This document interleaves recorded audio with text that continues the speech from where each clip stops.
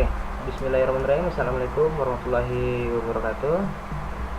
Pada video kali ini saya ingin mencoba melakukan pembahasan tentang network operation yang membahas secara lebih detail tentang configuration management sampai fault management. Apa sih yang dimaksud dengan pengertian ataupun yang dimaksud dengan manajemen konfigurasi? Tujuan dari kita melakukan manajemen di dalam sebuah konfigurasi agar dapat melakukan monitoring informasi konfigurasi yang telah kita gunakan baik pada hardware maupun softwarenya. Nah, konfigurasi manajemen konfigurasi adalah sebuah kegiatan yang digunakan untuk mengendalikan ataupun mengenali unsur jaringan. Membentuk sebuah jaringan ada hardware ataupun software. Jadi kita dapat mengenali hardware mana saja yang terhubung ke dalam jaringan kita serta software mana saja yang kita gunakan. Tujuan dari network elemen adalah untuk mengambil dan memberikan data dari atau ke network elemen tersebut. Jadinya agar untuk lebih mempermudah di dalam melakukan manajemen jaringan itu. Selanjutnya, konfigurasi manajemen konfigurasi terdiri dari perencanaan jaringan, instalasi, pengendalian dan status, penyediaan ataupun provisioning, serta perencanaan dan negosiasi layanan. Penerapan yang lebih baik di dalam melakukan manajemen jaringan dipastikan kita melihat menentukan daftar perangkat yang akan kita gunakan sesuai dengan kebutuhan ataupun semua yang kita gunakan sesuai dengan kebutuhan saat ini ataupun kebutuhan jaringan yang akan datang. Lalu perencanaan jaringan, sedangkan untuk instalasi pastikan kita menggunakan konfigurasi yang fleksibel. Jadi konfigurasi itu bersifat dinamis. Ketika kita mengalami downtime ataupun mengalami sebuah trouble, kita lebih mudah di dalam melakukan monitoringnya. Pengendalian dan status, ada beberapa syarat. Ketika kita pengendalian ataupun status, kita bisa melihat log-lognya, siapa saja yang mencoba melakukan akses ke dalam jaringan kita, baik yang berhak maupun yang tidak berhak. Secara spesifik tentang perencanaan jaringan dan rekayasanya, kegiatan ini merupakan fungsi dari manajemen yang berhubungan dengan penentuan kebutuhan pengembangan kapasitas jaringan serta proses pengenalan teknologi baru. Contoh, hari ini saya mempunyai sebuah kantor dengan suite unmanaged. Besok saya mencoba mengimplementasikan suite manage di dalam kantor kita. Jadi ketika saya merubah perangkat ataupun mengganti perangkat, jaringan kita tidak kita rubah topologinya, tapi hanya perangkat tersebut yang kita rubah. Jadi pastikan ketika kita melakukan perancangan di dalam sebuah jaringan, kita harus mempertimbangkan masa depan ataupun kebutuhan yang akan datang. Fungsi ini juga dapat memuat penilaian rentan ataupun alternatif untuk mendukung kelompok fungsi penyediaan. Fungsi lainnya meliputi di dalam desain NI, estimasi dana ataupun anggaran. Mungkin teman-teman yang pernah tugas akhir di bab 3 itu, ketika kalian melakukan penambahan perangkat, biasanya ada biaya tambahan ataupun instalasi perangkat barunya. Ketika kalian menambahkan perangkat, biasanya tuh sinkronisasi juga dengan kebijakan baru. Kenapa kita melakukan penambahan perangkat tersebut? Instalasi itu mendukung kegiatan instalasi peralatan yang membentuk sebuah jaringan komputer agar dapat berkomunikasi. Yang tadinya mengalami kekurangan dapat menjadi normal. Jadi instalasi ini menjawab jaringan berjalan, kendalanya di mana? Kita buat menjadi jaringan usulan agar jaringan itu menjadi lebih baik. Instalasi pun juga mendukung proses pemasangan sistem baru. Jadi kita bisa migrasi total sistem yang sudah digunakan. Migrasi total pada sebuah jaringan untuk melakukan pengelolaan ataupun memperbaiki kinerja jaringan yang telah berjalan. Selanjutnya, perencanaan dan negosiasi layanan. Kegiatan yang berkaitan dengan perencanaan untuk memperkenalkan layanan baru untuk pelanggan meliputi perubahan fitur dan pemutusan layanan. Contoh hari ini kita terhubung ke dalam sebuah jaringan kita.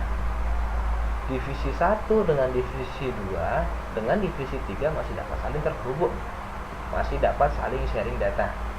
Kita bisa melakukan perencanaan jaringan dengan melakukan instalasi model VLAN. Divisi 1 tidak bisa terhubung langsung dengan divisi 2 maupun divisi 3, dan sebaliknya divisi 2 pun juga tidak bisa terhubung secara langsung ke divisi 1 serta divisi 3. Bagaimana divisi 1, 2, dan 3 agar dapat terhubung? Kita buat salah satu perwakilan pada masing-masing divisi tersebut dengan menggunakan metode VLAN trunking. Selanjutnya, bagaimana sih perubahan fitur itu? Hari ini dalam sebuah kantor kita menggunakan access point dengan menerapkan keamanan WPA ataupun WP. Satu password digunakan untuk semuanya. Namun hari ini kita mencoba membuat jaringan usulan dengan menerapkan hotspot login. Jadi ada single user dan single password. Selanjutnya tentang penyediaan jaringan ataupun provisioning. Provisioning atau penyediaan jaringan terdiri dari berbagai prosedur yang digunakan untuk membuat perangkat menjadi bekerja. Jadi perangkat yang sebelumnya hanya sebatas perangkat yang tidak digunakan, perangkat ini bisa digunakan untuk membuat jaringan yang lebih besar. Akan tetapi tidak termasuk instalasinya. Selanjutnya, di dalam penyediaan, fungsi lainnya antara lain adalah konfigurasi network elemen, konfigurasi dalam jaringan, serta pengelolaan datanya. Jadi sebenarnya tentang network provisioning ini sempat kita bahas pada video sebelumnya ataupun pada bab sebelumnya di pertemuan 6 yang secara spesifik kita membahas tentang bagaimana mencari pelayanan jaringan untuk hari ini dan yang masa akan datang, mempertimbangkan alokasi struktur di dalam pembentukan jaringan. Next, tentang yang kelima, pengendalian dan status di dalam sebuah network management, yaitu memberikan kemampuan untuk mampu mengamati dan mengendalikan aspek tertentu di dalam jaringan dan unsurnya. Jadi kita mampu melakukan pengendalian. Traffic ini bolehnya buka apa, klien ini bolehnya buka apa, ataupun klien ini boleh mengakses website tertentu. Jadi kita mencoba membatasi, mengamati dan mengendalikan. Mengendalikannya gimana? Siapa saja yang boleh masuk ke dalam jaringan kita? Apakah dari publik ataupun dari akses intranet saja? Fungsinya, status dan pengendalian ini, status jaringan sistem penanganan pesan. Jadi kita dapat melakukan auto notifikasi ketika ada yang mencoba akses ke dalam jaringan kita. Notifikasi bisa kalau sekarang ke Telegram. Siapa yang akses ke Telegram? Kalau dulu mungkin yang akses ke jaringan kita akan dikirimkan melalui lognya ke email kita. Nah, ini beberapa konfigurasi manajemen fungsinya. Ada auto, discovery, dan auditing. Jadi kita bisa melakukan discovery update. Biasanya digunakan untuk routing table. Jadi kita menggunakan routing dinamik. Konfigurasi setting juga ada sinkronisasi image manajemen, dan yang paling penting di dalam konfigurasi manajemen fungsi, semua konfigurasi yang telah kita gunakan, konfigurasi yang telah kita tambahkan, konfigurasi yang telah kita rubah maupun kita hapus, pastikan simpan, baik backup maupun restore. Jadi ketika ada sebuah kesalahan ataupun ada seorang ataupun pengguna yang mencoba melakukan akses ke dalam jaringan kita dan merubah konfigurasi jaringan kita masih punya backupnya dan kita tinggal mengupload kembali konfigurasi yang telah kita gunakan sebelumnya. Selanjutnya, untuk pembahasan tentang auto discovery and auditing, manajemen area ataupun APS, kalau saya pribadi itu ada yang namanya FC APS yang mengkategorikan tujuan kerja manajemen jaringan menjadi 5 tingkatan. F itu merupakan fault management ataupun kesalahan di dalam manajemen. C itu konfigurasi level, tingkat konfigurasi.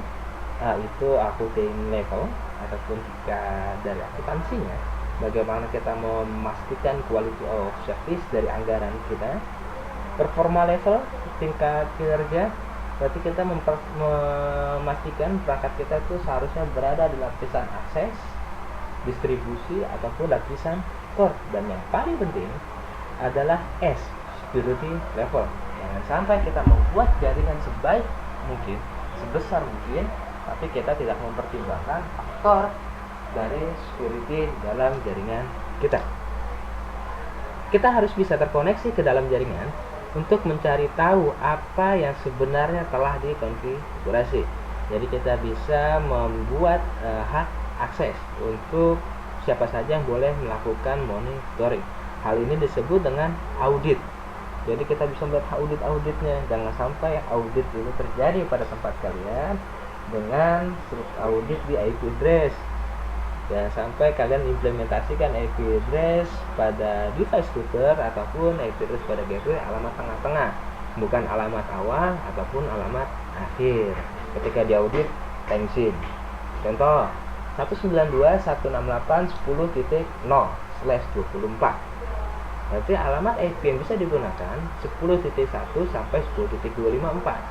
Alangkah baiknya alamat gateway itu 10.1 ataupun 10.254, bukan 10.20 ataupun 10.90. Jadi usahakan alokasi gateway alamat awal ataupun alamat akhir. Selain itu, kita membutuhkan auto discovery untuk mencari tahu entitas di dalam sebuah jaringan, misalnya persediaan perangkat rasnya seperti lisensi ataupun kartu garansi. Jadi kita mencoba pendokumentasian jaringan secara rapi agar semua lisensinya, sebenarnya lisensi itu bisa kita lihat di IO sistemnya, di lisensinya sendiri pun juga terbaca dengan device perangkatnya. Jadi kalau kartu garansi berarti bagaimana cara kita menyimpan perangkat di tempat yang aman, dan ini pun juga ada di ujian sertifikasi network administrator Madya. Selanjutnya, konfigurasi manajemen di dalam inventory berkaitan dengan aset yang dimiliki di dalam sebuah jaringan, meliputi alat-alat. Jadi kita mencoba melakukan pentabelan alat-alat apa saja yang terdapat di dalam sebuah jaringan kita mencoba inventorinya, jenis perangkatnya, CPU-nya, memorinya, hard disk, ataupun perangkat tambahannya, NIC-nya, LAN card-nya, wireless card-nya, software yang digunakan di dalam sebuah jaringan kita. Dan ini ada pada tugas akhir kalian. Kalau kalian waktu semester 6 sebelumnya, ataupun nanti kalian pun juga akan merasakan di skripsi kalian, spesifikasi hardware yang digunakan maupun spesifikasi software yang digunakan. Software yang digunakan sistem operasinya, Windows XP, Windows Vista, Windows 7, Windows 8 ataupun Linux. Nah, selanjutnya konfigurasi setting biasanya digunakan untuk memastikan semua perangkat jaringan sudah dikonfigurasi. Elemen manajemen layer, jadi kita bisa konfigurasi melihat hostname-nya, user maupun passwordnya. Untuk manajemen layer, dari IP address, netmask, routing protokol, dan dipastikan kalian tuh sudah menghafal di luar kepala kalian dari pembagian kelas IP address, baik kelas A, kelas B, kelas C maupun D-nya. Jadi kalian sudah mengetahui default subnetnya. Kelas A range-nya berapa sampai berapa, kelas A berapa, pembagian klien dapat terhubung baik itu kelas B maupun kelas C, serta melakukan service management layer, quality of service QoS. Dan biasanya teman-teman tahunya quality of service itu wujudnya ke bandwidth. Dan namanya quality of service berarti larinya ke bandwidth, tidak. Yang ketika kita ingin meningkatkan sebuah jaringan, tidak hanya sebatas bandwidth, firewall pun juga termasuk ke dalam quality of service. VPN, virtual private network, kita buat jaringan kita lebih privasi. Lalu bagaimana menerapkan access control list dalam sebuah jaringan kita. Selanjutnya tentang konfigurasi synchronization, sistem pengelolaan manajemen database ataupun CMDB. Kalau kita panjangkan, CMDB itu merupakan konfigurasi manajemen database yang digunakan untuk melakukan manajemen di dalam database kita. Manajemen database dan jaringan haruslah sinkron. Jadi jangan sampai, contoh, saya membuat sebuah sistem untuk sebuah permainan, kalian sudah masuk di level 9. Tapi di database saya, kalian masih berada di level 2. Jadi sinkronisasi database dengan pengguna itu menjadi sangat riskan. Ketika kalian sudah level 9, di database saya pun juga kalian sudah harusnya level 9. Jadi auto sinkronisasi. Selanjutnya, perubahan informasi konfigurasi hanya melalui tindakan manajemen. Jadi ketika kita melakukan perubahan konfigurasi, hanya boleh dilakukan oleh manajemen. Nah, di sini contoh bagaimana konfigurasi sinkronisasi. Ada dua buah operator, baik yang di sebelah atas kalian, di sebelah atas kiri maupun sebelah kanan, dan di bawah sini adalah sebuah pengguna. Jadi ketika pengguna, kita anggap saja sini bank yang sebelah kiri bank A, yang sebelah kanan adalah bank B.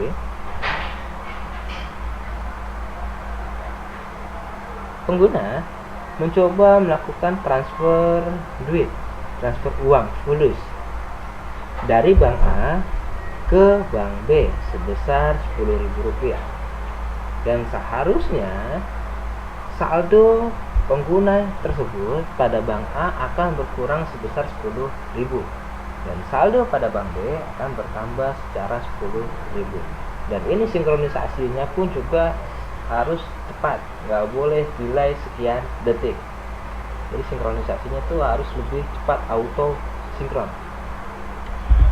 Nah, selanjutnya ada yang namanya fault management.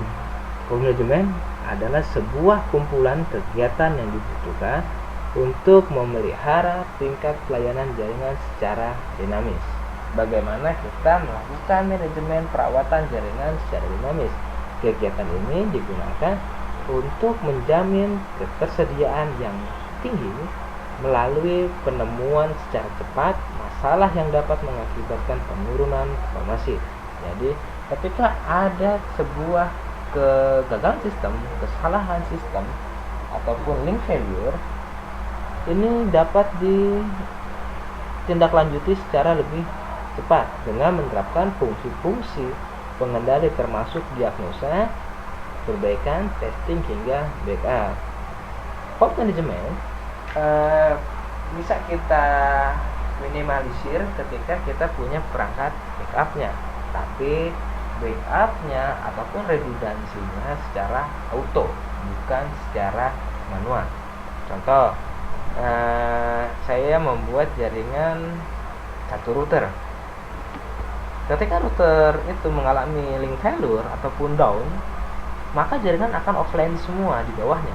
Ketika saya mencoba menggunakan teknologi redundansi, router 1 mengalami permasalahan, semua traffic akan dialihkan ke router backup ataupun router kedua, dan itu berjalan secara otomatis, bukan secara statik yang harus dilakukan perubahan alamat gateway. beberapa tipe dari fault management. Yang pertama adalah mengatasi kegagalan pada komponen-komponen jaringan. Jadi kita juga harus bisa mengetahui ataupun melakukan diagnosa, apa sih penyebab komponen jaringan ini nggak berjalan. Komputer saya tidak bisa terkoneksi ke dalam jaringan internet. Kira-kira kenapa? Oh, saya harus melakukan diagnosa dulu. Paling banter, saya mencoba melakukan tes uji konektivitas ke dalam gateway-nya. Ternyata unreachable. Nanti saya cek indikator kabelnya nyolok ataupun tidak. Jadi kita harus mencoba mengurutkan dari mana permasalahan itu, serta mengatasi hilangnya konektivitas di dalam sebuah jaringan. Kita meningkatkan yang namanya load balancing ataupun file transfer di dalam jaringan. Lalu fault management juga melibatkan adanya deteksi gangguan, lokasinya gangguan, pemulihan layanan, identifikasi penyebab sumber masalah, serta bagaimana melakukan pemecahan masalah. Dari deteksinya gangguan, kita bisa melihat lognya. Lalu lokasinya, kita bisa mencoba men-trace alokasi IP tersebut berada di mana. Pemulihan layanan, berarti kita bisa mencoba mengimplementasikan firewall yang lebih handal ataupun firewall yang lebih. Kita bisa mengimplementasikan firewall yang lebih handal ataupun lebih tinggi dari yang telah kita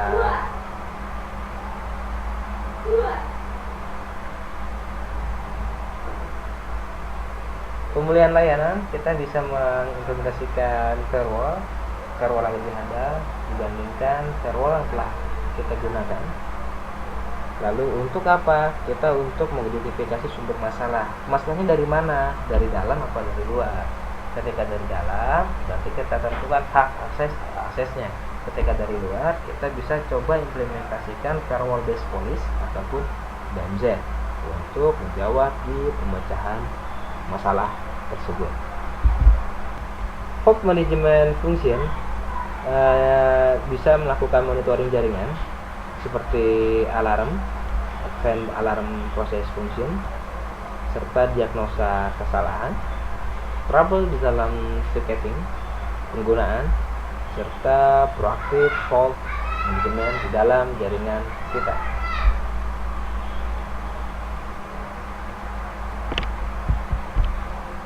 Ini beberapa step yang digunakan di dalam fault management.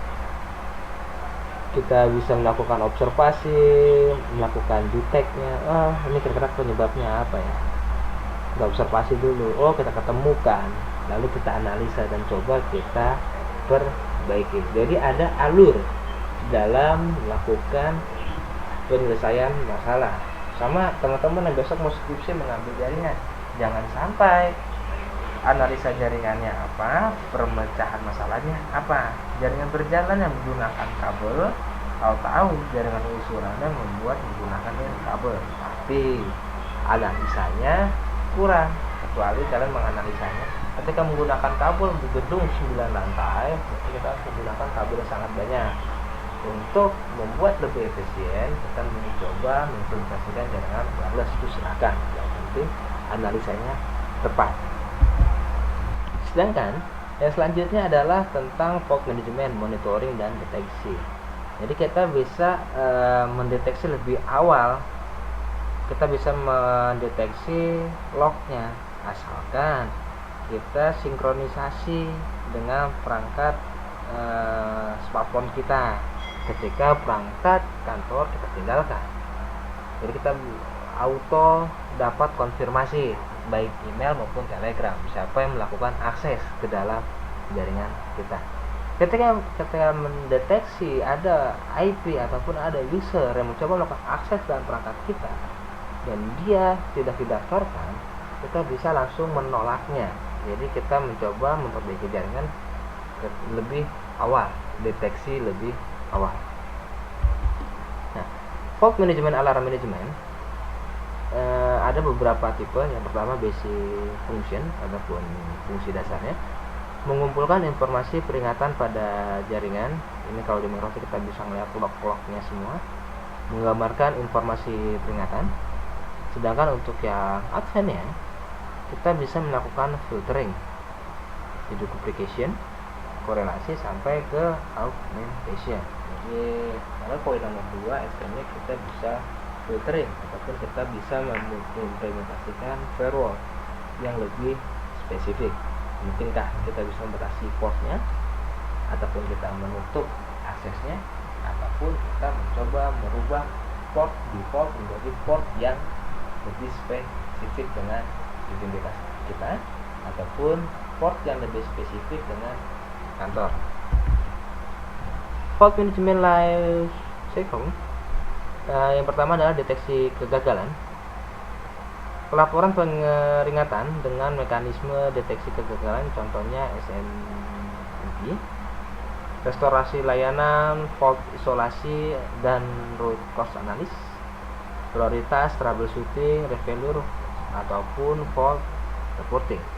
Jadi ini semua akan berjalan secara otomatis ketika kita menerapkan yang namanya sistem automatic information, ataupun bagaimana cara kita mencoba membuat sistem kita auto information. Jadi sistem yang coba lognya bahkan diupdate mungkinkah 10 detik sekali, 20 detik sekali, ataupun 1 menit sekali. Ketika kita menerapkan log secara cepat, hati-hati perangkat kita support atau tidak RAM-nya besar ataupun kecil, karena nanti ketika kita menerapkan lognya nggak kita hapus-hapus, maka CPU ataupun RAM kita akan mengalami hang ataupun grafiknya panas dan penuh. Ada beberapa fault management isu, kegagalan deteksi oleh operator ataupun oleh pelanggan. Ini yang sempat operator, berarti kita dengan pihak ketiga. Waktu untuk memperbaiki layanan, ini ke technical support ataupun network administrator, berapa lama kita harus memperbaiki layanan tersebut. Rencana pemulihan kegagalan. Rencana pemulihan kegagalan, kalau kita masih punya backupan, jadi kita tinggal upload backupan tersebut. Tapi ketika kita mengabaikan melakukan penyimpanan backup secara rutin, maka kita harus mengkonfigurasi jaringan dari awal. Teknologi untuk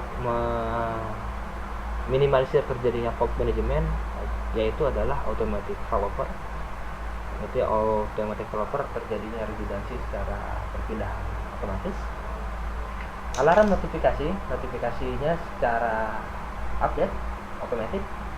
Alarm ataupun event processing serta customer care untuk kita bisa mencoba memberikan pelatihan terhadap pengguna jaringan kita, baik di dalam kantor maupun di luar. Di sini merupakan summary dari fault management. Ada device 1, software 1, helpdesk, database, event processor, responding, troubleshooting, sampai ke diagnosa modul. Ini merupakan alurnya. Semua klien melakukan akses apa terekam oleh database. Database akan melihat helpdesk-nya. Helpdesk itu akan melihat database yang digunakan, lalu mencoba melakukan diagnosa sampai melihat reportnya, lognya, trace aktivitas kalian di dalam sebuah jaringan. Oke, sekian dari saya. Assalamualaikum warahmatullahi wabarakatuh.